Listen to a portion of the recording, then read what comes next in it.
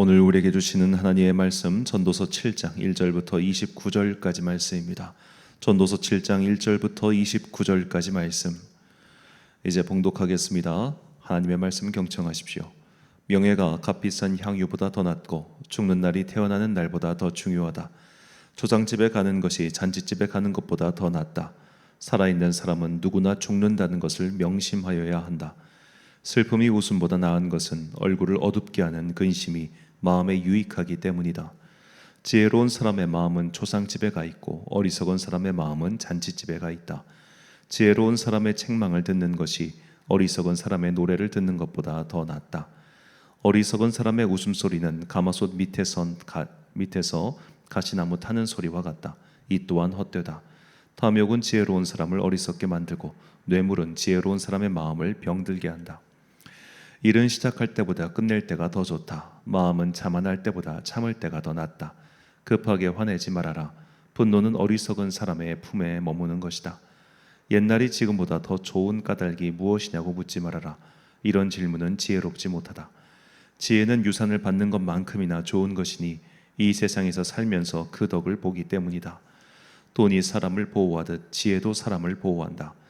그러나 지혜를 깨우쳐 아는 지식이 더 좋은 까닭은 지혜가 그 사람의 목숨을 살려주기 때문이다. 하나님이 하시는 일을 생각해 보아라. 하나님이 구부려 놓으신 것을 누가 펼 수 있겠는가? 좋은 때에는 기뻐하고 어려운 때에는 생각하여라. 하나님은 좋은 때도 있게 하시고 나쁜 때도 있게 하신다. 그러기에 사람은 제 앞일을 알지 못한다. 헛된 세월을 사는 동안에 나는 두 가지를 다 보았다. 의롭게 살다가 망하는 의인이 있는가 하면 악한 채로 오래 사는 악인도 있더라. 그러니 너무 의롭게 살지도 말고 너무 슬기롭게 살지도 말아라. 왜 스스로를 망치려 하는가? 너무 악하게 살지도 말고 너무 어리석게 살지도 말아라. 왜 제 명도 다 못 채우고 죽으려고 하는가? 하나를 붙잡되 다른 것도 놓치지 않는 것이 좋다. 하나님을 두려워하는 사람은 극단을 피한다. 지혜로운 슬기로운 한 사람을 성읍을 다스리는 통치자 10명보다 더 강하게 만든다. 좋은 일만 하고 잘못을 전혀 저지르지 않는 의인의 이 세상에 하나도 없다. 남들이 하는 말에 마음을 쓰지 말아라. 자칫하다가는 내 종이 너를 욕하는 것까지 듣게 된다. 너 또한 남을 욕한 일이 많다는 것을 너 스스로 잘 알고 있다. 나는 이 모든 것을 지혜로 시험해 보았다. 내가 지혜 있는 사람이 되어야 하자고 결심해 보았지만 지혜가 나를 멀리하더라. 지혜라는 것이 무엇인지 너무도 멀고 깊으니 누가 그것을 알 수 있겠는가? 그래도 나는 한 곳으로만 정신을 쏟아 보았다. 지혜가 무엇인지 사물의 이치가 어떤 것인지 연구하고 조사하고 이해하려고 하였다. 사악이 얼마나 어리석은 일이며 우매가 얼마나 미친 일인지를 깨닫는 데에 정신을 쏟아 보았다. 나는 또 올가미와 같은 여자 마음이 덫과 같고 손이 쇠사슬과 같은 여자는 죽음보다 더 쓰다는 것을 알았다. 하나님을 기쁘게 해드리는 남자는 그런 여자를 피할 수 있지만 죄인은 그런 여자에게 걸려들고 말 것이다. 보아라, 전도자가 말한다. 내가 깨달은 것은 이것이다. 사물의 이치를 하나하나씩 찾아가는데 아직도 얻지 못하였지만 다만 찾으면서 깨달은 것은 오로지 1000명 가운데서 남자 하나는 찾을 수 있어도 1000명 가운데서 여자 하나는 찾지 못한다는 것이다. 그렇다. 다만 내가 깨달은 것은 이것이다. 하나님은 우리 사람을 평범하고 단순하게 만드셨지만 우리가 우리 자신을 복잡하게 만들어 버렸다는 것이다. 아멘. 믿음 생활 간단하다라는 제목으로 하나님의 말씀 선포하겠습니다. 유교 문화권 국가에서 문화권에서 필수 교과서와 같은 경전들이 있죠. 이런 것을 사서 삼경이라고 부릅니다. 사서는 공자의 말을 기록한 논어와 그리고 공자의 직계제자는 아니고 나중에 후계자 정도로 취급되는 맹자, 그리고 대학, 그리고 공자의 손자인 자사가 쓴 중용 등이 있습니다. 이 사서 중 대학은 사실 오늘날 우리가 보는 것은 이 송나라 시대의 주희, 그러니까 주자라고 부르죠. 그 사람이 주로 편집한 대학본이 가장 유명합니다. 삼경은 시경과 서경과 주역이 있습니다. 시경은 이 주나라 시대의 시를 모아놓은 것이고, 서경은 주나라 시대 역시 그때의 어떤 문서들 이런 걸 모아놓은 책이고, 주역은 알다시피 사실 점칠 때 보는 책은 아닌데 좀 그렇게 인식된 것도 좀 있죠. 자, 오늘은 중용에 대해서 좀 말씀드리고 싶은데요. 이 중용은 공자의 손자가 쓰긴 했지만 그 사람의 독자적인 사상을 기록한 것이 아니라 이 공자가 논어에서 했던 말 과유불급 많이 들어봤죠. 지나친 것은 모자람과 똑같다. 이 말에 대한 어찌 보면 보충 설명 혹은 이것이 얼마나 중요한 것인가에 대한 전체적인 설명 이렇게 생각하시면 되겠습니다. 그래서 대학과 중용은 사실 그 내용이 많지는 않지만 굉장히 중요한 책이에요. 중용이 무엇인지 제가 아는 선에서 여러 자료의 도움을 받아서 정리를 해보면 인간관계에 있어서 내가 남에게 베푸는 말과 행동 또는 감정 표현에 부족함이 있는 것인지 아니면 지나친 것인지를 살펴서 상황에 맞는 적절함을 행하는 것, 그러니까 과유도 아니고 불급도 아닌 그 사이를 말합니다. 자, 이렇게 중용을 하기 위해서 필요한 것은 그 사람의 성실함이라는 거예요. 진실함. 훌륭한 길을 택해서 그것을 관철하는, 끝없이 노력하는 성실함이죠. 그래서 중용이 사서 중에 마지막에 배우는 책인 게 여기에 이유가 있습니다. 단순히 우리 중간만 가자, 어디도 끼지 말자, 요쪽 눈치 봐가지고 우리는 그냥 중도로 이것이 중용이 아니고 내가 그러니까 선인들이 이미 가장 적절한 행동, 지나치지도 않고 모자라지도 않은 행동의 예를 보여줬어요. 그런 것을 묶어둔 게 바로 예의라고 하는 겁니다. 예의. 이것은 그러니까 과공비례란 말도 있잖아요. 그러니까 과한 것은 예가 아닌 거예요. 그래서 예의라고 하는 그 중간을 만들어 놨어요. 그런데 이 세상 모든 일들이 그 예의라고 하는 규범 가운데 다 들어가 있는 건 아니잖아요. 시대가 변하고 상황이 변하다 보니까 선인들이 가르쳐주지 않은 그런 것들이 있단 말이에요. 그럴 때 내가 어떻게 행동을 해야 되는가? 이런 거를 일일이 하나하나 행동을 가르치고 하는 것은 의미가 없다는 겁니다. 중요한 것은 내 마음에 분명한 중심을 세우고 그 중심을 달성하기 위해서 성실하게 그것을 추구한다는 거예요. 그러니까 중요한 것은 마음에 달려 있다. 내 마음이 쏠려 있으면 쏠린 쪽으로 가요. 그런데 내 마음이 그 중간을 잘 잡고 바른 방향을 잡고 있으면은 여기도 저기도 치우치거나 모자라지 않는 그런 사람이 될 수 있다. 이것이 성인이고 군자의 길이다. 이게 중용의 가르침이고 또 유교의 이상형적인 모습이죠. 자, 저는 이걸 달리기에 좀 비유하고 싶은데 골반이 약간만 틀어져도 약간 정말 엑스레이로 봐도 정말 보이지 않을 정도로 살짝만 틀어져도요. 우리가 달리기를 해보면은 나중에 근육이 뭉쳐 있습니다. 한쪽으로만, 한쪽 무릎만 아픕니다. 그 약간의 비틀기, 약간의 비틀어짐, 그 약간의 비틀어짐이 나중에는 달리면 달릴수록 몸 전체를 비틀게 만들어요. 그래서 신체를 자기 체형에 따라서 한쪽이 더 비틀리지 않게끔 교정해가는 게 굉장히 중요합니다. 자, 이 중용이란 마치 이런 교정과 같아요. 우리가 바른 길을 찾아가야 되는데 그 바른 길이라고 하는 것은 치우치지 않아야 되는 거예요. 그런데 우리는 치우치기가 굉장히 쉽습니다. 왜냐하면 시대의 편견, 자기의 배경의 편견 이런 것들에 휩싸여 있기 때문에 우리는 자칫하면 일로 쭉 가고 자칫하면 절로 쭉 갈 확률이 굉장히 높죠. 그래서 항상 마음의 바름을 찾아서 중간을 유지할 수 있도록 노력하는 그 성실함, 이것이 모든 사람들, 특히 지혜롭게 살고자 하는 모든 사람들에게 필요한 자세라 저는 그렇게 생각합니다. 전도서의 저자인 지혜자도 오늘 이 중용의 지혜에 대해서 설명하고 있다고 저는 생각이 듭니다. 본문 16절부터 18절까지 말씀. 지나치게 의인이 되지도 말며 지나치게 지혜자도 되지 말라. 어찌하여 스스로 패망하게 하겠느냐. 지나치게 악인이 되지도 말며 지나치게 우매한 자도 되지 말라. 어찌하여 기한 전에 죽으려고 하느냐. 너는 이것도 잡으며 저것에서도 내 손을 놓지 아니하는 것이 좋으니 하나님을 경외하는 자는 이 모든 일에서 벗어날 것임이니라. 자, 지나친 게 의로운 사람은 어떤 사람일까요? 우리 주변에서 많이 보지요. 이것은 의로운 일이기 때문에 반드시 이렇게 해야 된다, 저렇게 해야 된다라고 강력하게 말하는 사람들이 있습니다.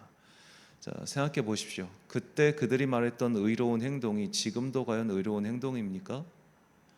자, 예전에는 교회에서 드럼이란 악기를 치면은 의롭지 못하다고 생각했습니다. 지금은 어떻습니까? 드러머를 구하지 못해 난리죠. 예전에는 쿵짝쿵짝 빠른 노래 부르면서 박수치고 찬양하면은 경박스럽다고 했습니다. 지금은 어떻습니까? 교회 안에서 박수칠 사람도 없습니다. 자, 불과 한 세대가 지난 것도 아닙니다. 같은 세대 안에서 경험한 사건, 제가 경험했던 사건들입니다. 자, 과거에는 옳았지만 지금은 그렇지 않은 것들이 너무 많잖아요. 한 명 낳아 잘 기르자라는 구호가 지금도 통하겠습니까? 아무도 그렇게 생각하지 않잖아요. 그러니까 지나치게 의롭지 말라는 거예요. 지금 네가 생각하는 그 의로움이 나중에도 과연 의로울까? 그렇지 않은 경우가 너무나 많다는 겁니다. 자, 그리고 지나치게 지혜자도 되지 말라. 결국에는 네가 알고 있는 그것이 앞으로도 동일하게 똑같은 것이다. 어쩌면 우리가 너무 많이 안다고 하는 자들이 더 많이 실수하고 더 많이 잘못하고, 그리고 아는 것 때문에 오히려 망설여지는 경우가 얼마나 많습니까? 그러니까 지나친 지혜자라고 하는 것은 좋은 의미가 아니라 나쁜 의미인 거죠. 네가 알고 있는 그 많은 것들이 오히려 너로 하여금 움츠리게 만들고, 그러니까 그런 말 있지 않습니까? 가방끈 긴 사람들이 결정을 잘 못한다고. 생각이 하도 많고 아는 게 너무 많아가지고 이거를 택했을 경우 이런 리스크가 있고 저것을 택했을 경우 저런 리스크가 있으니까 정작 공부를 많이 한 사람들, 가방끈이 긴 사람들이 리더로서 좋지 못한 경우가 많지요. 결정을 못합니다. 아는 게 많아서. 자, 지나친 지혜자도 이렇게 스스로 패망하게 될 때가 있다는 거죠. 지나친 악인과 지나친 우매한 자, 이건 두말할 나위가 있겠습니까?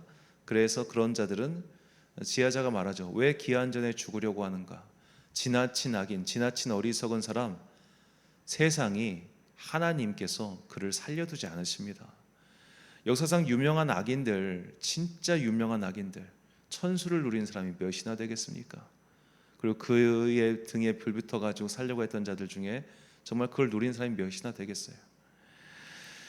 시대에 따라 달라지는 것들이 있죠. 그리고 시대는 변하고 사람도 달라지고, 그렇기 때문에 지금 나의 의로움, 지금 나의 지혜, 혹은 악이라고 하는 것도, 어리석음이라고 하는 것도 시대에 따라서, 상황에 따라서 달라질 수 있기 때문에 중요한 것은 우리가 너무 극단적으로 치우치지 않는 게 중요하다는 겁니다. 지혜자는 이런 말이 하고 싶었을 것 같아요. 우리는 조금씩은 다 지혜롭습니다. 동시에 조금씩은 다 어리석은 존재죠. 조금씩은 다 의로운 모습이 있고 동시에 조금씩은 다 악합니다. 얼마 전에 블랙박스에 잡힌 세상의 모습에서 이런 게 나온 적이 있어요. 한 할머니께서 이렇게 그 횡단보도를 건너가시는데 이거 보조기를 끌고 천천히 가고 계셨어요. 그러니까 택배 하시는, 아마 음식 배달하시는 라이더분들 같아요. 오토바이 2대가 이 할머니의 양쪽을 이렇게 막은 거예요. 그래서 조심해서 건너가실 수 있게끔 그 차를 막은 거예요. 그 차들은 이렇게 가고 있는데 오토바이가 이렇게 막은 거예요. 그래서 할머니가 건너가실 수 있게끔. 거기에 달린 댓글들을 보니까 이런 댓글이 달려 있었어요. 나는 라이더들은 전부 다 경박스럽고 천박한 사람들이라고 생각했는데 그렇지 않군요. 그래요. 직업이 뭐가 귀천이 있겠습니까? 사람이 중요하지 라는 댓글을 제가 봤습니다. 자, 우리가 흔하게 그렇게 생각할 수 있는 직업군을 가진 사람들 중에도 안 그런 사람들 많아요. 편견이죠. 그러니까 지나치지 않는 게 중요하다는 겁니다. 모든 사람에게는 다 의로운 모습, 선한 모습, 동시에 악한 모습, 비겁한 모습, 이런 게 다 섞여 있어요. 그게 인간이에요. 한쪽으로 완전하게 의로운 사람, 그렇게 확신을 가진 사람들이 수많은 대량 학살을 저질렀다는 거 우리가 역사를 통해 너무 많이 알고 있지 않습니까? 확신적으로 악에 치우친 사람, 주변에서 그런 악인을 그냥 두지 않아요. 그런 사람들 반드시 사회의 심판을 받게 되죠. 자, 우리가 이렇게 내 안에 조금의 의로움과 조금의 악함이 있다는 것을 인지하고 인정하면 세상에서 지금 손가락질 받고 있는 악인들을 보면서, 그래, 내 안에도 저런 악한 모습이 있지, 나는 저런 손가락질에 동참하지 말아야지 라면서 극단으로 치우치지 않게 되는 거예요. 우리가 이런 것을 인지할 때 우리는 조금씩 더 다른 사람에게 관대한 사람이 될 것이고, 그리고 자신 안에 있는 그런 작은 선한 모습들을 볼 때 쉽사리 열등감에 빠지지도 않게 되겠죠. 그래서 지혜자는 다음과 같은 결론을 내립니다. 본문 29절 말씀, 세번역 성경으로 읽어드릴게요. 그렇다. 다만 내가 깨달은 것은 이것이다. 하나님은 우리 사람을 평범하고 단순하게 만드셨지만 우리가 우리 자신을 복잡하게 만들어 버렸다는 것이다. 자, 하나님께서 우리에게 원하시는 삶이란 간단하고 단순합니다. 그런데 괜히 우리가 복잡하게 생각하고 복잡하게 일을 만들어 버린 것이죠. 종교 필요합니다. 제의 필요합니다. 예배 필요하고요. 종교적 행위와 그 언어와 복식과 신학 필요하지요. 그런데 이것이 너무 복잡해져서 같은 공간에 있는 사람들조차 그 의미에 대해서 전혀 모를 지경이라면 이런 것들은 재고해 봐야 되는 것 아니겠습니까? 이게 종교개혁의 의 중 하나였습니다. 종교개혁자들이 볼 때 이제 1세대 말고 2세대로 넘어가면서부터 볼 때 이 가톨릭 교회 예전은 너무 복잡해요. 여기 있는 사람들이 알아듣지도 못해. 그런 걸 아무것도 모르는 사람들이 앉아서 이하니 앉아 있다가는 게 무슨 의미가 있냐 이거예요. 그래서 그런 것들을 많이 제거했어요. 이제 그때로부터 약 500년의 세월이 흐른 지금 우리도 좀 생각해 봐야 되는 것 같아요. 용어가 너무 어려워요. 요즘 친구들이 볼 때는 성경의 용어, 우리가 쓰는 용어들 너무 낯설어요. 익숙하지가 않아요. 우리가 이런 것들부터 정말 너무 지나치게 복잡한 건 아닌가? 너무 지나치게 어려운 건 아닌가? 반성하고 생각을 해봐야 됩니다. 우리의 용어가 그렇습니다. 하나님께서 우리가 완벽한 사람이라, 완벽한 자식이라 사랑하시는 건 아니잖아요. 세상 어느 부모가 내 자식은 완벽해, 내 자식은 정말로 너무너무 완벽해서 나는 그래서 우리 자식 사랑해, 이런 부모 없잖아요. 그냥 내가 낳았으니까 내 새끼라 예뻐하는 거지. 못난 것도 이쁘고 모자란 것도 이쁘고 그렇잖아요. 고슴도치도 지 새끼 예뻐한다는 말처럼 하나님께서도 우리를 똑같이 이렇게 보세요. 우리가 엄청나게 의로워서 예뻐하시는 것도 아니고요. 그렇다고 해서 조금이라도 악한 모습이 있구나, 이 벌 받아라 이놈아, 그런 것도 아닙니다. 하나님의 사랑을 받은 사람들 중에 다윗을 보십시오. 다윗은 숱한 잘못을 저질렀어요. 강의 시간에 계속 말씀드렸지만 우리가 꼼꼼하게 따져보면 다윗은 꽤나 많은 비겁함과 비루함과 얍삽한 모습을 많이 보여줬던 사람이에요. 그럼에도 불구하고 하나님께서는 그에게 엄청난 복을 주시고 사랑하셨습니다. 왜 그렇겠습니까? 그가 하나님 곁을 떠나지 않았기 때문이에요. 그러니까 다윗이라고 하는 인물을 통해서 우리가 무엇을 배울 수 있냐면은 그가 하나님을 위해서 이런저런 일을 했기 때문에 복을 받았다, 이렇게 생각하지 마시고 그가 저런저런 잘못을 했음에도 불구하고 끝까지 하나님을 떠나지 않았기 때문에 그는 하나님께 복을 받은 자녀다, 이렇게 생각하시는 게 훨씬 낫습니다. 그로 인해 죽은 사람이 몇 명인데요. 주님께서는 우리에게 성 프란체스코와 같은 성인이 되라고 요구하지도 않으셨고 솔로몬과 같은 지혜자가 되라고 명하시도 않으셨습니다. 우리는 엄청나게 의로운 자거나 엄청나게 지혜로운 자, 그런 자가 될 필요가 없습니다. 내 자식이 꼭 성공해야 내 자식이겠습니까? 그저 내 자식이고 그저 이쁜 것처럼 하나님께서는 우리의 조금 잘난 모습도 귀여워하시고 우리의 조금 못난 모습도 품어주시는 그런 마음 너그러우신 주님이시라는 것을 잊지 마십시오. 그렇기 때문에 주님께서 우리에게 원하시는 것 또한 굉장히 단순합니다. 미가서 6장 8절 말씀을 공동번역 성경으로 읽어드리겠습니다. 이 사람아, 야훼께서 무엇을 좋아하시는지 무엇을 원하시는지 들어서 알지 않느냐? 정의를 실천하는 일, 기꺼이 은덕에 보답하는 일, 조심스레 하나님과 함께 살아가는 일, 그 밖에 무엇이 더 있겠느냐? 그의 이름을 어려워하는 자에게 앞길이 열린다. 아멘. 사랑하는 천안광성교회 성도 여러분, 그리고 이 새벽을 함께 깨우고 계신 귀한 주님의 자녀 여러분, 뭐든지 복잡하게 만들려고 하는 인간의 습성 때문인지 우리도 어느샌가 믿음 생활을 복잡하게 생각하는 듯합니다. 믿음 생활은 그리 어려운 게 아닙니다. 착하게 사는 게 믿음 생활입니다. 이기적으로 살지 않는 게 믿음 생활입니다. 폭력적으로 강압적으로 살지 않는 게 믿음 생활입니다. 이렇게 내 삶의 방향을 선한 쪽으로 향하고 그 길을 향해 오롯이 걸어가는 것, 그게 믿음 생활입니다.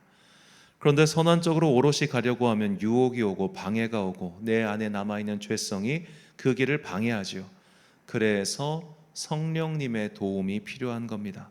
성령님께서 우리가 선한 길을 오롯이 갈 수 있도록 도와주시죠. 우리는 성령님의 도움과 은혜를 바라며 성령님께서 묶어주시고 불러주신 사랑의 공동체, 곧 교회에서 함께 기도하며 그 길을 끝까지 갈 수 있도록 서로 격려해 주는 겁니다. 각자가 교회에서 너 엄청나게 의로워야 돼, 엄청나게 지혜자가 돼야 돼, 이런 거 격려하려고 모인 게 아니라 그저 치우치지 않고 부르심 받은 그 자리에서 선하게 하나님을 떠나지 않고 살 수 있도록 그렇게 묶여준 공동체가 교회 공동체라는 거예요. 역사에 이름을 남길 위인이 된다거나 그런 의로운 자가 되기 위해서 우리를 묶어주신 게 아니에요. 그저 오늘 이 자리에서 평범하게 자비를 사랑하고 사람을 좀 챙기고 친절하게 대하고 사랑을 베풀며 사는 것, 이 간단한 삶을 위해서 우리를 부르셨고 그 단순한 삶을 주님께서 기뻐하십니다. 우리가 그분을 떠나지 않는 한 그분께서 우리를 버리시지 않는다는 것, 그것을 잊지 마시고 오늘 이 믿음의 단순한 부르심, 그 간단한 길을 성령님과 함께 그리고 나의 믿음의 동료들과 함께 걸어가는 주의 자녀들이 되시길 예수님의 이름으로 축원합니다. 기도하겠습니다. 사랑과 은혜가 풍성하신 아버지 하나님, 믿음의 길은 복잡하지도 않고 어렵지도 않다는 것을 깨닫게 해주시니 감사합니다. 우리의 인생살이가 힘겨울 뿐 이 인생살이에서 가는 길이 간단하다는 것을 예수님께서 말씀해 주셨습니다. 좁고 협소해 보여 찾는 자가 적은 길이지만 누구에게나 열려있는 그 길, 간단하지만 사람이 쉬이 오기는 꺼려하는 이 믿음의 길, 이제 주님께서 이 길로 우리를 부르셨으니 이 길을 먼저 가서 내 뒤에 따라오는 사람들, 나와 함께하는 사람들이 서로 손에 손을 잡고 그 중심을 잘 지키며 오롯하게 살게 하여 주옵소서. 우리는 때로는 조금 착하게 살기도 하며 때로는 조금 악하게 살기도 합니다. 악한 모습은 조금씩 바꿔가고 선한 모습은 조금씩 키워가서 주님을 조금이라도 더 기쁘게 하는 자녀들 되게 하여 주옵소서. 또한 남의 잘못에 대해서는 관대하고 나의 선함에 대해서는 겸손할 수 있는, 그리하여 극단에 치우치지 않은 선한 사람 되게 하여 주옵소서. 장마비 때문에 습하고 더운 날씨가 계속되고 있습니다. 24절기 중 가장 더운 날인 대설을 맞이하여 주님께서 은혜의 구름 기둥을 성도들과 자녀들에게 베풀어 주사 오늘 하루를 살아갈 수 있는 힘과 지혜와 능력을 더하여 주옵소서. 오늘 하루도 참 좋으신 우리 주님의 은총과 평강이 모든 성도들과 함께 하시기를 간절히 소망하오며 이 모든 말씀 우리 구주 예수 그리스도의 이름으로 기도드립니다. 아멘. 오늘의 기도 제목입니다. 지나치게 의롭지도 지나치게 악하지도 말라는 본문의 조언을 묵상해 보십시오. 나는 어느 쪽에 기울어져 있습니까? 믿음의 중용을 세우고 복잡하지 않고 단순한 길을 가게 해달라고 기도하십시오. 오늘 주신 기도의 제목 가지고 기도와 묵상에 힘쓰는 하루 되시길 바랍니다. 기도하겠습니다.